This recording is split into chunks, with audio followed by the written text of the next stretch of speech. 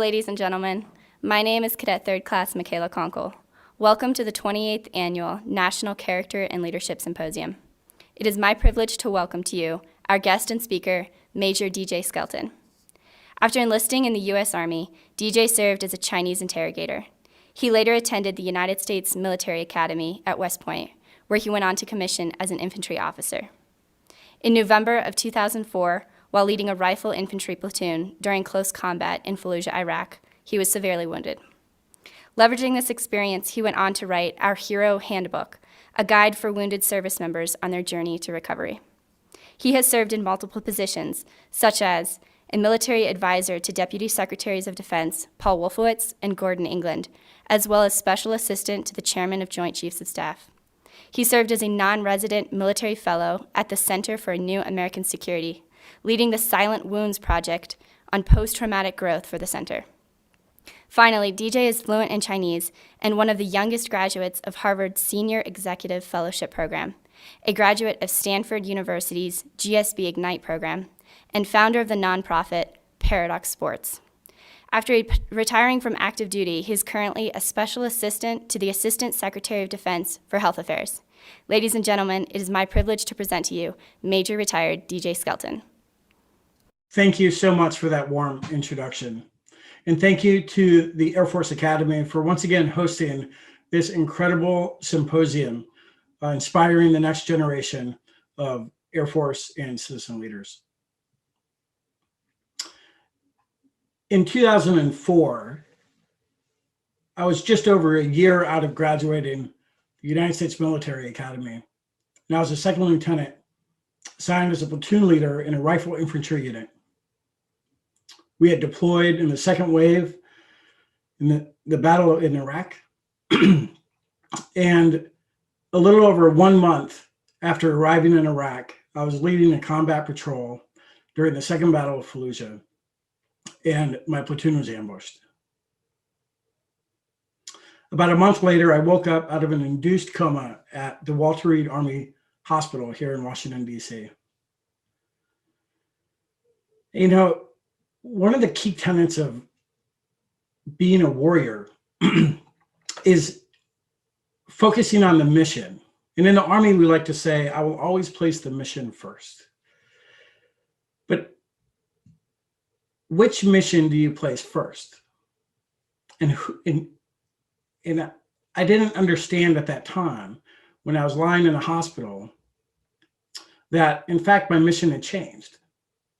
You see, in my mind, as I was laying there recovering, all I could think about is all I needed to do was get out of the hospital, get on a plane, get back to Iraq so I could continue the mission. And that mission, in my mind, was to continue leading my soldiers in battle. Over the course of 2 years, I went from being an inpatient to an outpatient and conducted several dozen surgeries. I had lost my left eye. I had lost the use of my left arm. My eye was an exit wound. And I had a bullet and shrapnel that went through the right side of my face, through the mouth, and up through the upper jaw.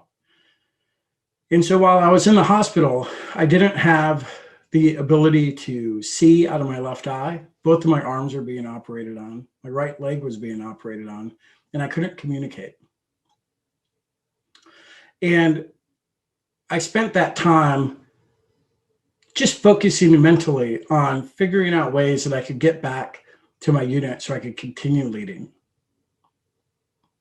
What I didn't realize is I failed to realize that my mission had changed. And instead of focusing it on me and trying to figure out what I needed to focus on, I did everything I could to escape out of that hospital and to get back to my unit and do whatever I needed to do to convince the Army to put me back into the infantry and rejoin my troops. When I left the hospital, I had to go back to the rear detachment unit in Fort Lewis, Washington, where I was stationed. My soldiers were still downrange in Iraq. And when I got there, the Army, the institution, the organization had a process. to determine whether or not I, as a wounded veteran, as a wounded soldier, was capable, was mentally and physically fit enough to return to battle.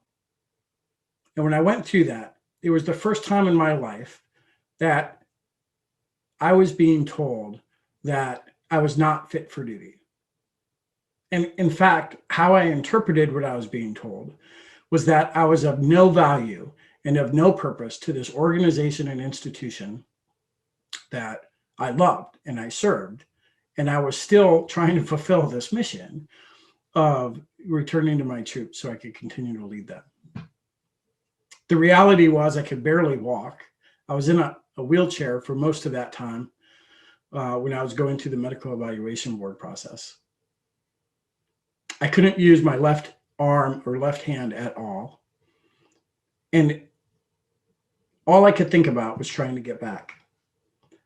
And so from there, I continued for the next 5 years doing whatever it took so I could stay in uniform, so I could continue to make my way back to the infantry, to my unit.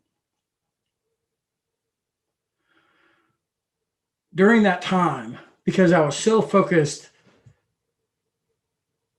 on where I was at the time that I was severely injured, all I could think of that about was all I needed to do was get back to where I was. And for me, I had understood resilience to be just that. And in reality, I would never be able to get back to where I was. I had these permanent physical limitations now that I hadn't spent time to address. And instead of reprioritizing my mission in life to focus on me and rebuilding me to a point where I could assume my new normal and I could understand and achieve my new thresholds of what was possible and what I was capable, both mental and physical, I was never going to truly understand where I was in life at that time. And because I couldn't be true to myself, it impacted almost everything around me. And so I learned the hard way over the course of 5 years, which is, it took me to rehab and recover to get back to the infantry, which I'll talk about in a minute. I learned that you always have to place the mission first, but sometimes the mission changes. And in this case, it was changed not because of me, not because of the institution or organization that I was serving in, but because of just this happenstance of life. The enemy got to weigh in, right? And one thing that I'll talk a little bit later about is another tenet of warrior ethos, which is the value of relationships. And in this case, the enemy got a vote. They were part of the equation. And so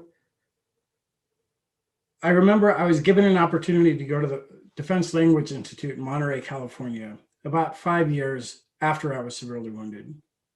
It wasn't what I wanted. I was allowed to company command, but it wasn't in the infantry, and it was in a training school. And I was a little bitter about that, but it was the only opportunity that I had if I wanted to stay in the military. And I remember 5 years after being wounded, 60 major surgeries later, I remember getting up, putting my uniform on to go to work and looking in the mirror, and I broke down, started crying. It was the first time I looked in the mirror and I thought to myself, wow, I don't have an eye. I'm missing my left eye. I don't have use of my left hand. With no depth perception and no ability to hold a rifle, what am I thinking that I'm going to return to the infantry and continue being a soldier and continue being a leader within the infantry, which is what I wanted to do when I was in the academy, which is what I wanted to do. And I actually got my first choice at branch night.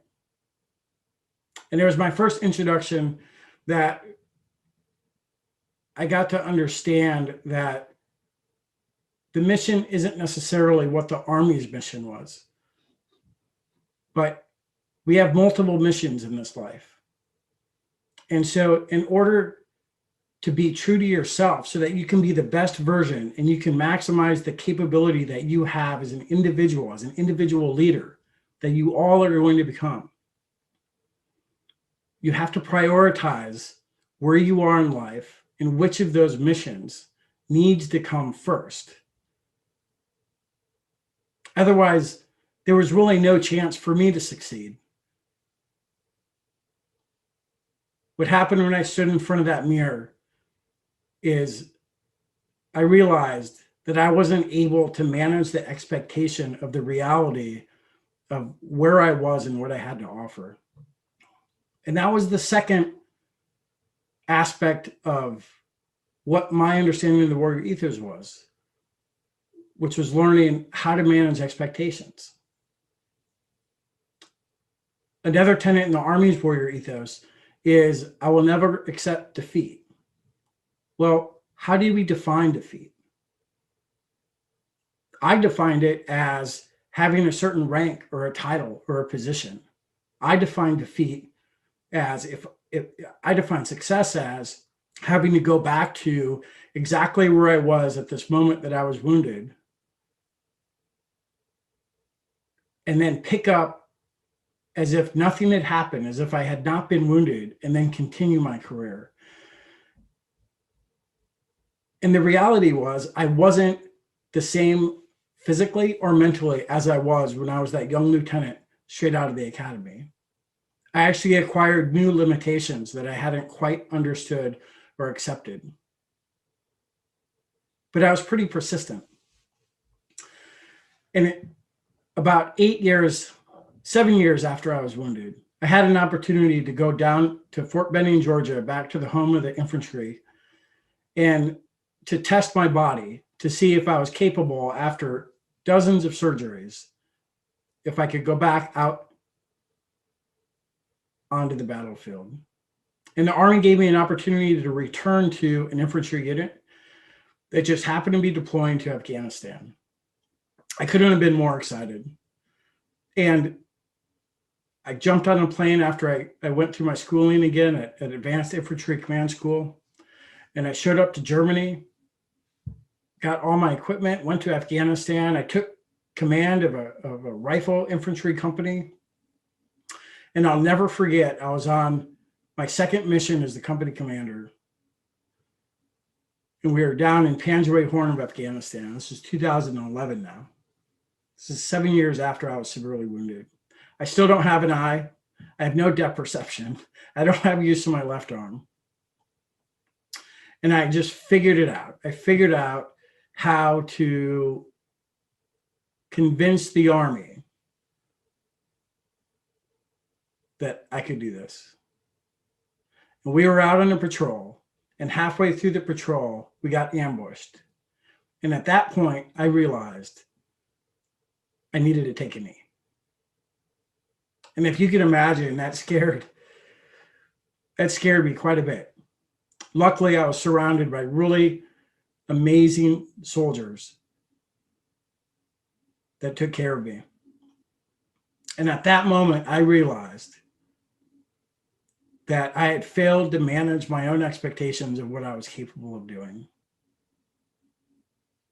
You see, time, money, and compassion are all finite resources. And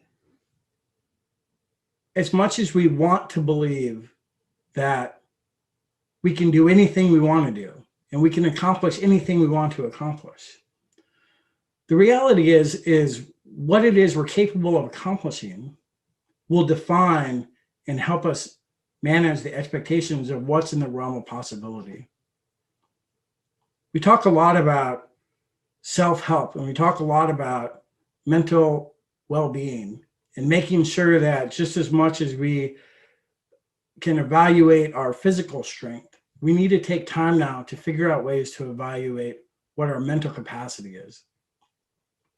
This whole time from 2004 to 2011, after I was wounded and now I'm company commanding back in a combat zone, now in Afghanistan, I had never once taken the time to fully understand what my limitations were.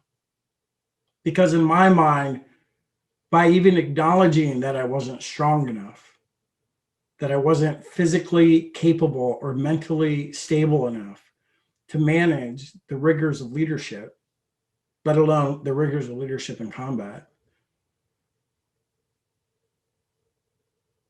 I wasn't aware of the fact that I was not only putting myself at risk, but the lives of the soldiers around me. And so learning how to manage expectations was something that I then focused on after that experience. I came back from Afghanistan. The first phone call I made was to the infantry branch of the Army and said, "Hey, thank you so much for letting me do this. I quit.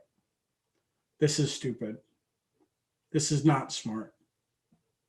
I am finally ready to say I'm not able, my body is not able to function in these environments." Luckily, the Army came back then and said, "Well, luckily you have other assets that we need. Would you be willing to work over here?" And it just so happened to be as a foreign area officer focusing on US-China relations. The other thing that I learned throughout this time of recovery was I wasn't alone. I was surrounded by people. I belonged to multiple communities. I had my family, I had my friends. I had friends from hobby groups. I loved to rock climb and ski.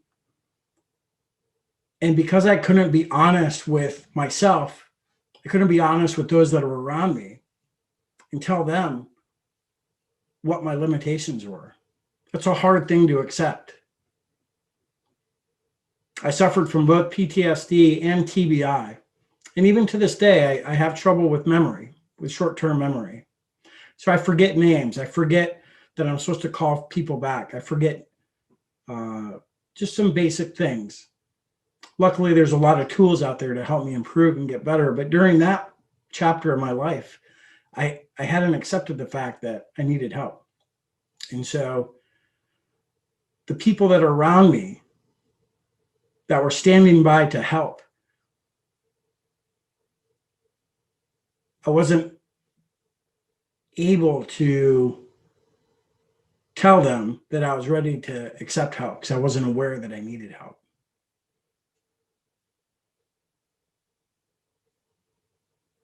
And the first couple times that I decided to test out calling people or calling an organization that said they had a resource, I was kind of let down. Which brings me into the third and last aspect of what I think is a paramount foundation for a warrior, is to surround yourself not just with strong relationships, but with trusted relationships. Relationships are key, but again, time, money, and compassion are finite resources. And so at the time that I need help, it's probably at a time that I need a resource to help me sooner than later. And so who can you turn to that you can pick up a phone and you know that the person on the other line is going to pick up or they're going to answer the door? Several years ago, back when I was in Monterey, one of my soldiers, I had come home, and a former soldier of mine from a previous assignment showed up at my doorstep. My son was 2 years old, and he was laying on a couch on my front porch. We brought him inside. He didn't have a place to stay. He had turned to a bunch of organizations for help, and he found himself homeless in a tough spot in life. For the next 6 months, that veteran ended up sleeping. We had a small 2-bedroom place. He ended up sleeping with my 2-year-old son in his bedroom in a separate bed. And we spent the next 6 months cleaning him up, trying to figure out what resources he needed, getting him connected to those that owned the resource, and then getting him back on his feet. I was honored that he knew that we had, during the time that we had served together, that we had a relationship, that he knew that he could trust, that he could come over to my house in the middle of the night and ask for help. And the reality is, at no time that he was with me did he ever actually physically say, I need help.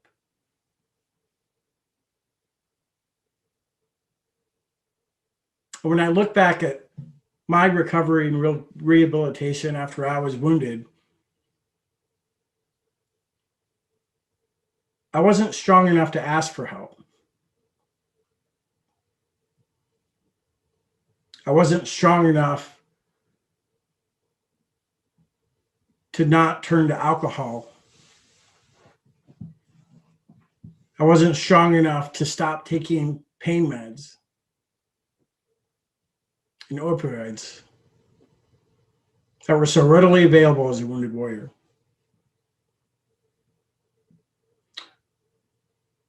But every single time that I struggled, my battle buddies, my mentors, my professors, my comrades, my ski buddies, my climbing partners showed up, picked me up, pointed me in the right direction, and supported me. And I learned through this experience that trusted relationships were the key to ensuring that when we have setbacks in life, whether it's not getting the job that you want, falling out of a relationship, getting divorced, suffering loss in our life, being severely wounded, being raped,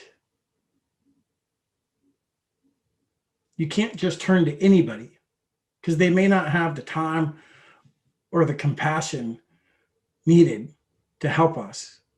But if you surround yourself and you invest in being a leader that really understands and appreciates the effort that it takes to build trusted relationships with the people that we surround ourselves with, both on and off the battlefield, both in and out of uniform, then when you find yourself, like I did, not strong enough to wake up and address the challenges of the day, when you're dealt a pretty rough hand, you're okay because your support base around you is there and they'll help pick you up. I didn't have the opportunity growing up to participate in a conference like this.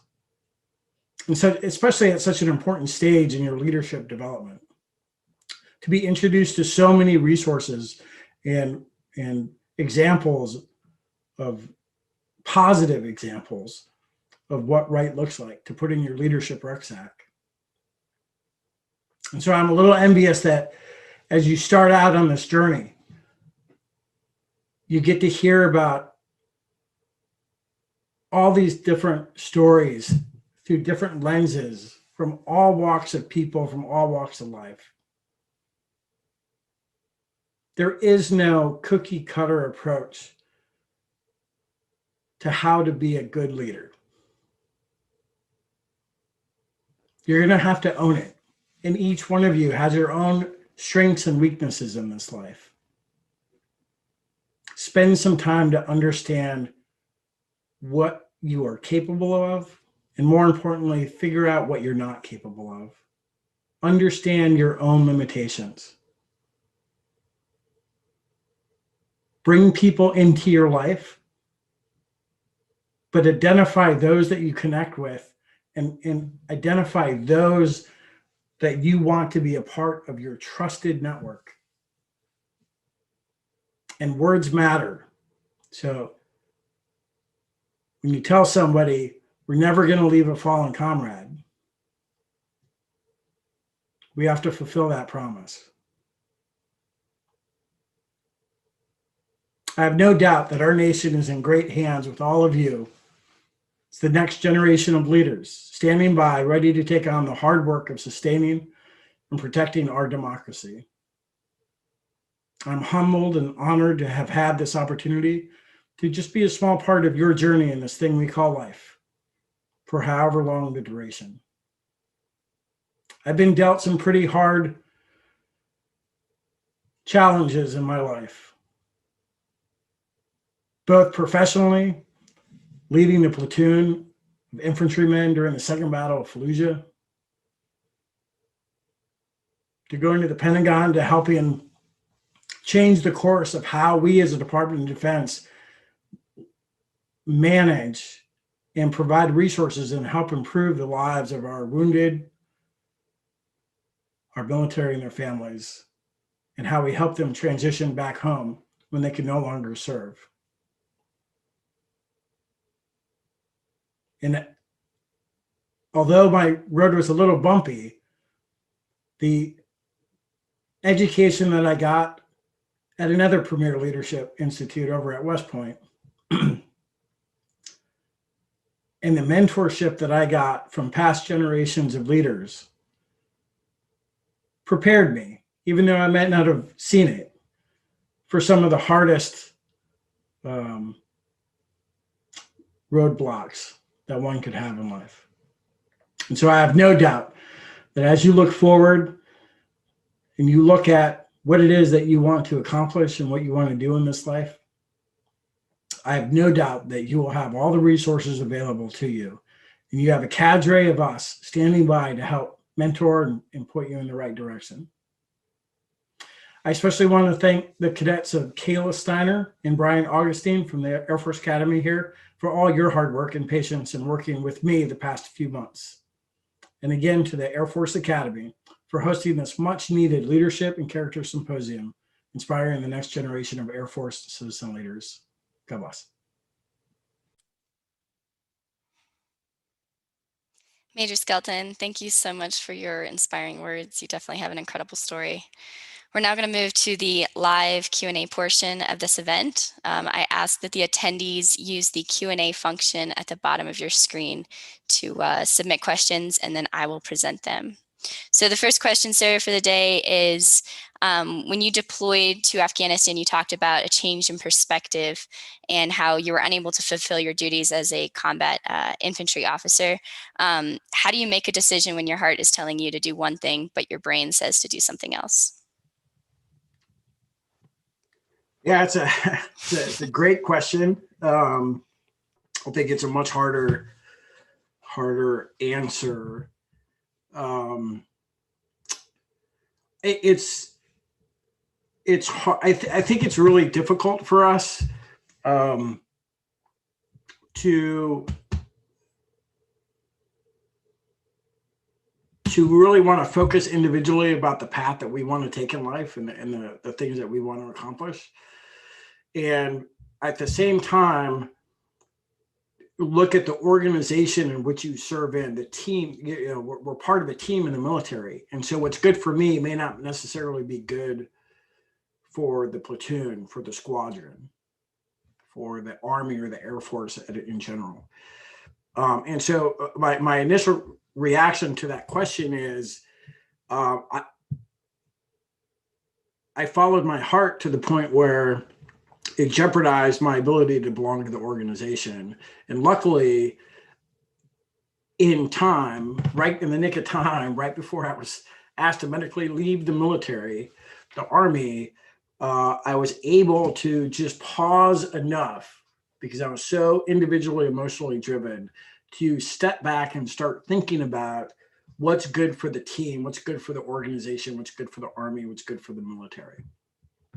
And I did that because I had several mentors in my life that were helping me. And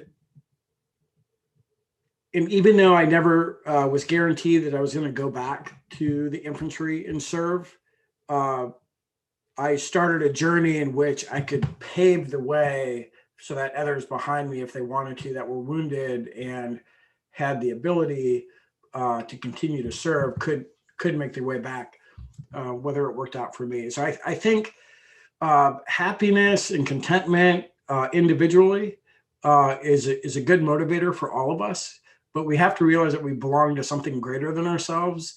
And so as leaders, we constantly have to think about the balance between what's good for the organization and what's good for me. And at the end of the day, if I determine this is not healthy for me, this is conflicting with what I need to make myself happy, is the time that we should leave the organization and choose a different path, or choose a different thing to do in life that does help us achieve that happiness. But what we don't want to do is entertain this conflict and harbor that conflict for long periods of time. So I don't know if that answers your question, but it's a good question. It does, yes, sir. The next question comes from Lieutenant Colonel Linton, who asks, in what ways did the impact of your injuries, both physically and mentally, kind of impact how you serve as a leader?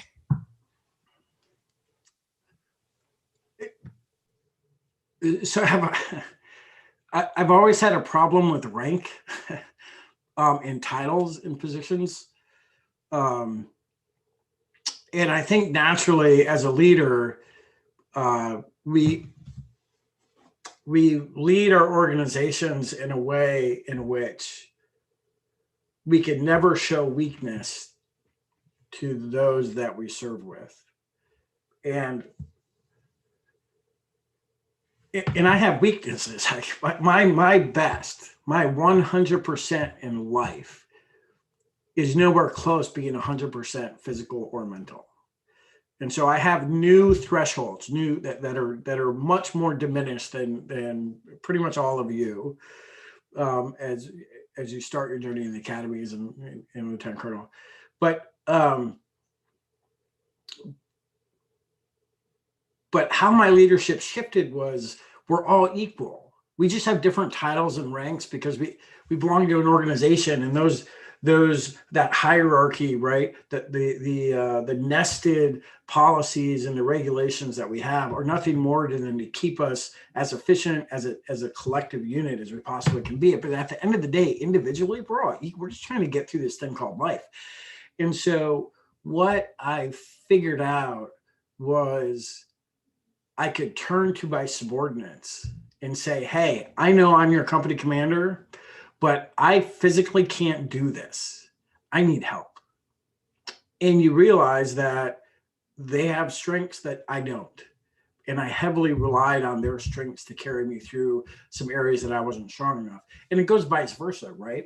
You say, hey, like I'm actually, regardless of what your position is, you have something that I need right now. I need you over here.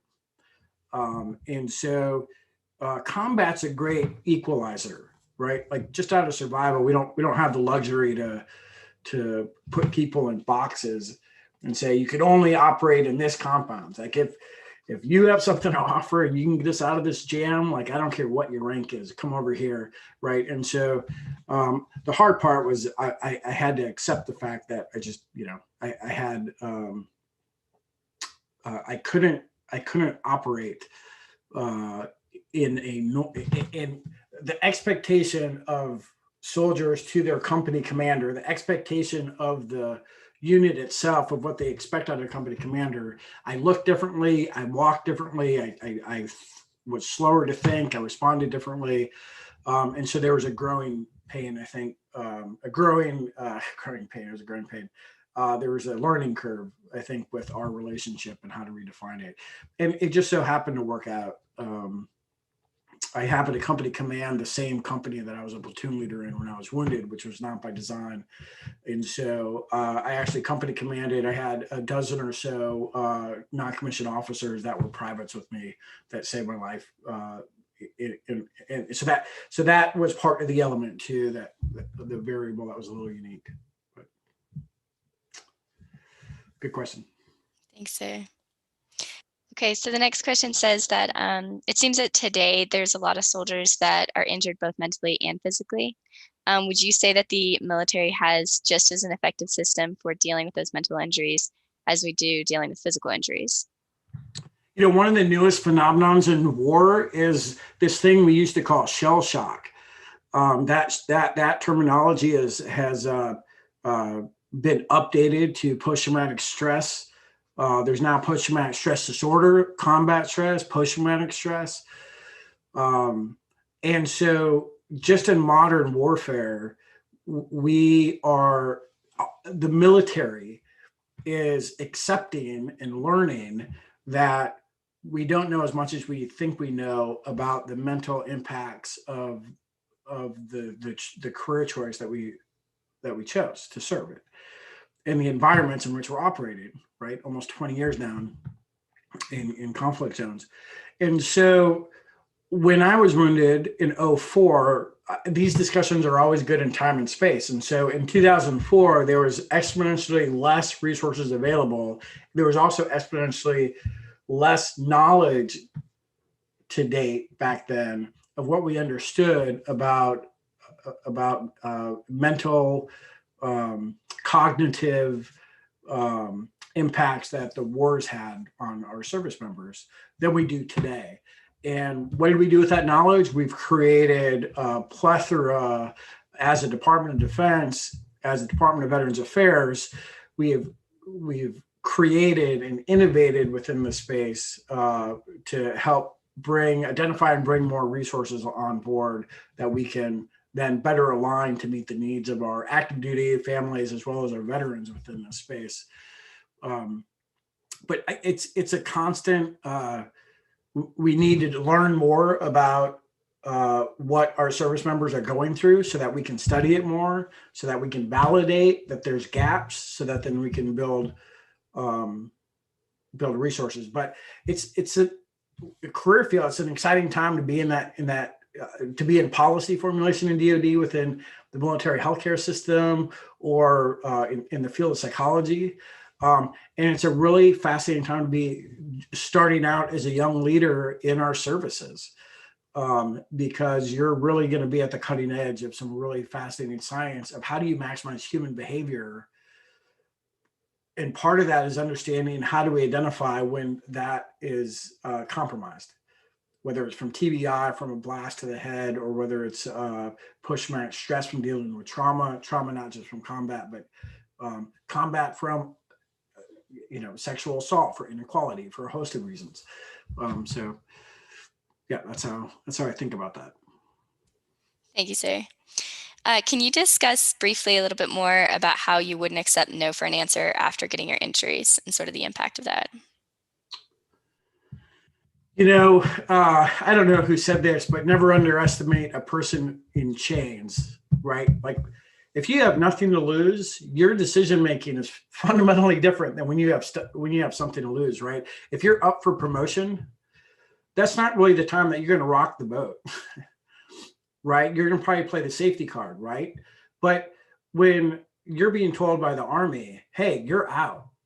There's no way you can stay. You have nothing of value. You're gone. Okay, that's what you're telling me. I can assume some risk here and I can push back in ways that aren't necessarily natural in rank and file in the organization. And so it was a process and a journey. So in the beginning, I was a little rough, unrefined, disrespectful at times, not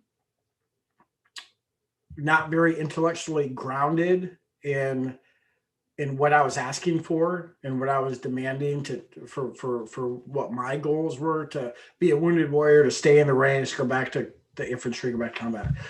But over time, as the institution and bureaucracies naturally, as leaders, sometimes naturally say, no, you can't do that. Because it takes a lot of time to figure out why it is that we can't do it. It's easier to just say, can't do it. You got to confine yourself over here to what today looks like. You tend to not accept the no. But instead of reacting immediately to the no, I've learned to take that and then take it back, do some research, kind of figure out where the source of that came from, and then come back with a much better argument. And if you're going to push back because a policy, a regulation, or a leader is saying, don't do this, if you're going to push back, you got to come to the table with a couple recommendations of how you're going to improve it. Otherwise, you just got a lot of people saying that is not good. Fix it, fix it, fix it. But you're not being a part of the solution. And so that took me quite a few years to kind of figure out if you're going to make a change within a large institution like the Army or the Department of Defense or Veterans Affairs, it's got to be collaborative. It's got to be holistic. You have the individual story, but how many other people does this impact? And then do a little bit of homework about what you think right should look like and a couple examples of how to get there. And it's a pretty good recipe to open some doors for you if you find yourself in this position. Thank you, sir. The next question is, what experiences or lessons specifically about warrior ethos did you pick up from West Point that helped you most in combat, and then also just following your injuries? And then sort of the follow-up question to that would just be, what kind of lessons did you learn when you were enlisted?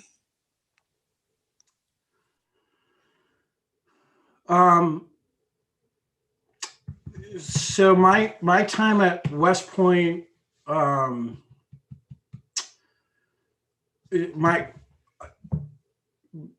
my path to West Point was through being enlisted, and I was enlisted because when I was in high school, academics weren't a priority to me, and I wasn't really self-motivated or self-disciplined. So for me, going into the military was an opportunity to get out of South Dakota and get out of the Midwest and travel the world and do so in a way that I didn't have the means to do it in other paths I could choose in life.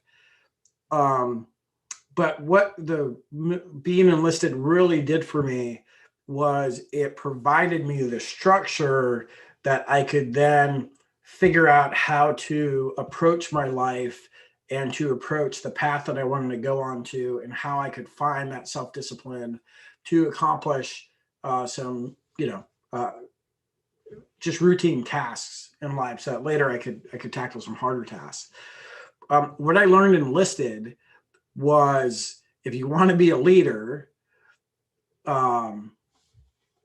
which I applied this lesson later, but to be a really, really good leader, you really have to appreciate what it means to blindly follow someone and to be a really good follower.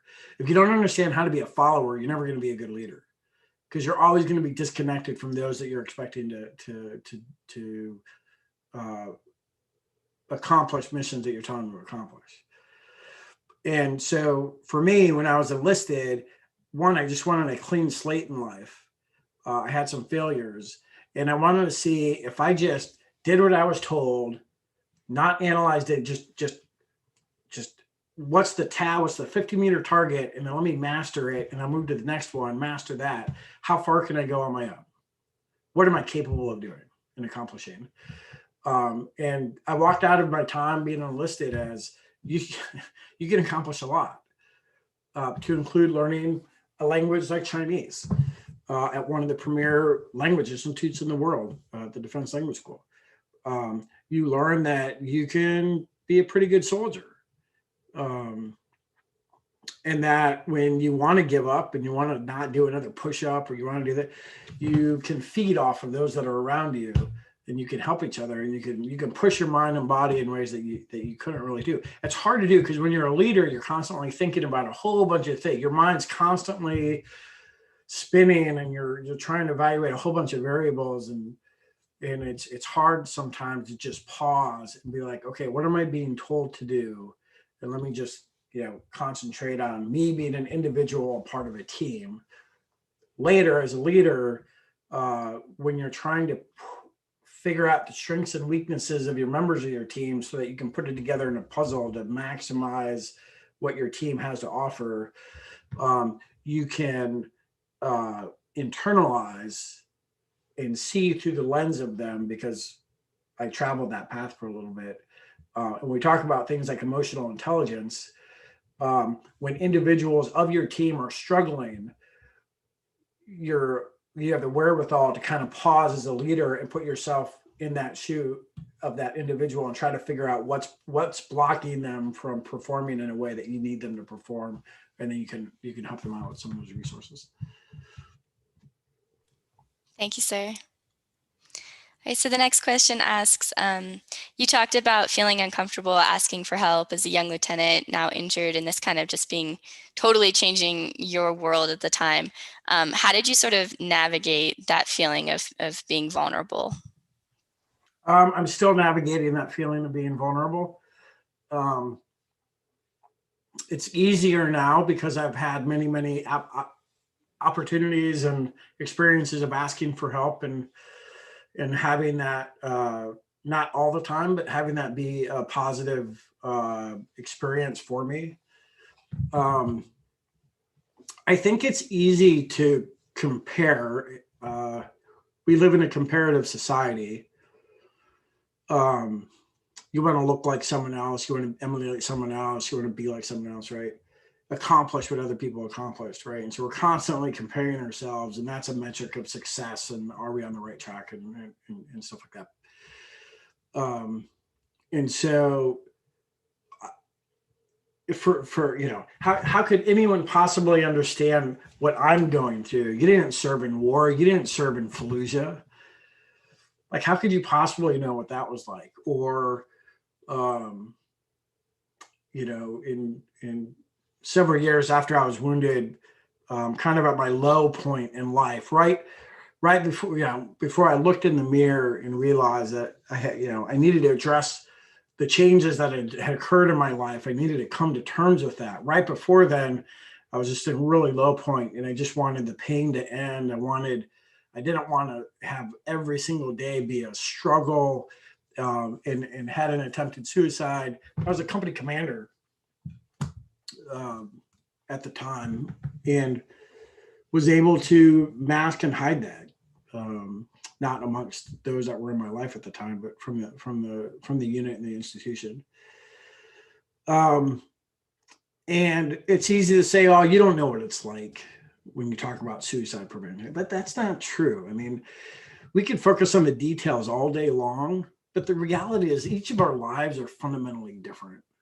My details of what I deal with every single day are there's no one out there that's going to have the same details.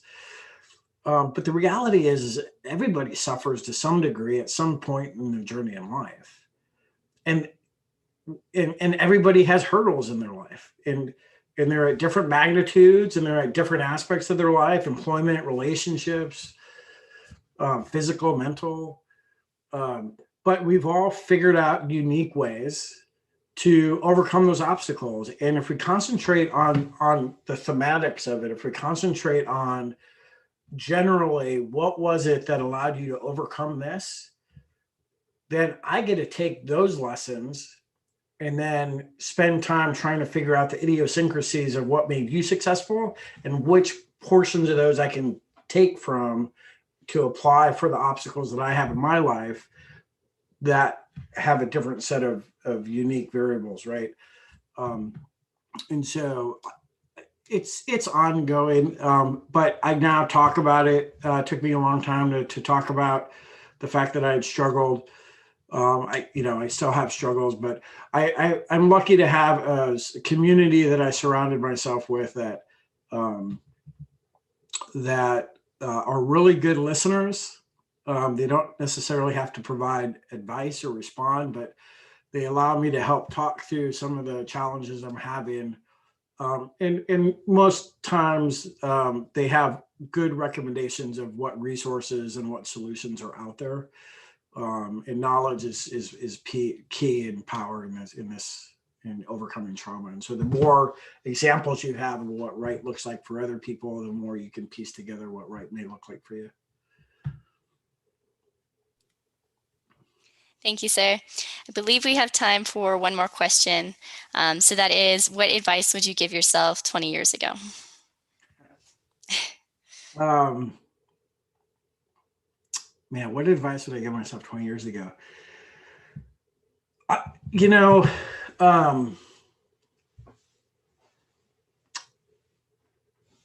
Success for me, and what I've seen in helping other people kind of achieve their version of their success for themselves, is you got to have the right people in your life. And those relationships are going to define whether or not you're going to achieve what it is that you want to achieve in life. Because the reality is there's no way I'm getting to where I want to be in life by myself. It's just we require a team, we require support, we require mentors and people to open doors for us or to provide us knowledge where we didn't have it before. And so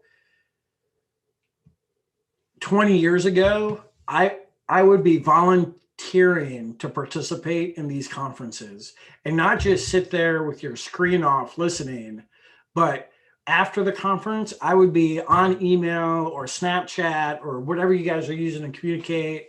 And I would be like, hey, I'm Michaela, DJ Great, let's connect. And then let's keep in touch over the years, right?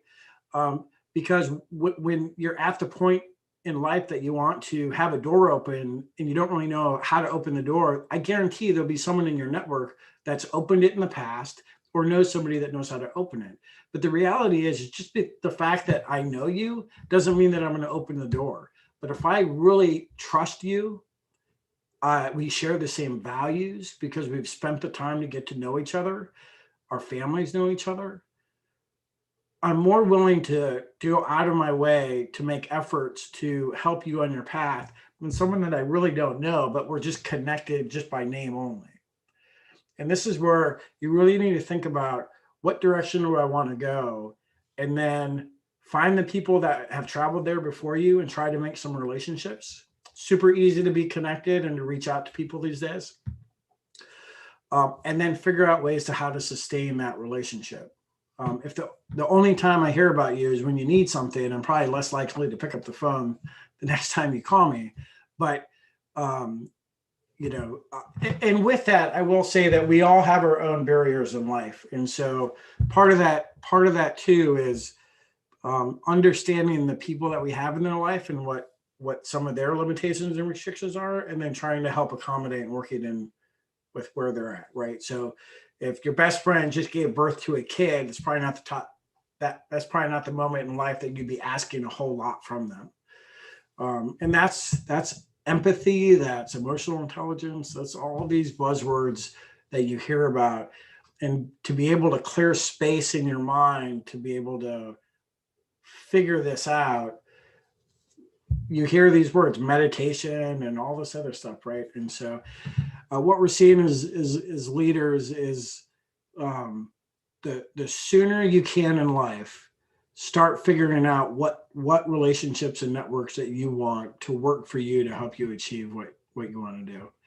And although it's great to go out on Friday night and party, you go on the ski slopes on the weekends, build some time into your professional development to figure out how to network with people that don't look like you, that aren't in the military, but are also on some similar paths in life to accomplish some things. And then keep those in your Rolodex here, not on your address book. Thank you, sir. I appreciate you sharing. You've definitely had an incredible story. We appreciate your willingness to share your perspectives, with the focus being on warrior ethos today. This has definitely enhanced our view in terms of what this means to us as cadets, but also as future officers. So we appreciate that. And as a token of our appreciation, a commemorative plaque is on its way to you. So thank you. Ladies and gentlemen, this concludes our session for today. Sorry, sir. No, I just, if any of you have, I saw there's more questions, feel free to reach out and find me offline, and we'd love to continue answering whatever questions or anything you want to talk about. Thank you, sir. Appreciate it.